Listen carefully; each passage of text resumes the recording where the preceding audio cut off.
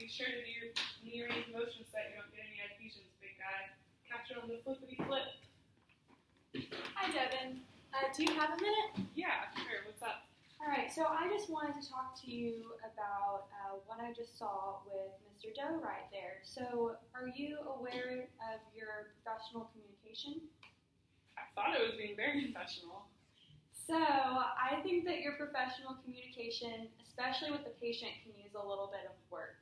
All right. So, let's take Mr. Doe, for example. So, one of the things that I noticed just right off the bat was, the use of your medical language. So, for us, saying knee range of motion works fine. But Mr. Doe is not a medical professional, so he may not be familiar with what that means. So, something better you could have said was, you could have told him just to keep his knee moving. Okay. That would have been a lot better and a lot easier for him to understand, just so that we use patient-friendly language, all right? Okay, I can work on that. Okay. Something else I noticed was the joking around.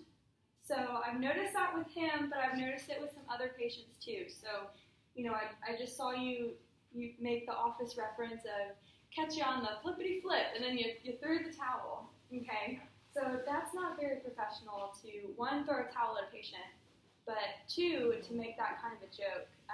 He might not have understood that it was a reference to the office like I did, but you still shouldn't make that kind of a joke with him anyways, okay? Okay. So I just need you to be more aware of when you joke around patients and the proper time to joke around patients, and also being more aware of the jokes that you say in front of patients, because we want to make sure that we're still being professional, okay? Okay. I mean, I thought I was being professional because I was trying to build that therapeutic alliance by joking around with him, but I do get what you're saying about it not being appropriate, and I will work on that and work on my communication skills. All right, and then the last thing I noticed was you called him Big Guy. So did Mr. Doe tell you that he wanted to be called Big Guy?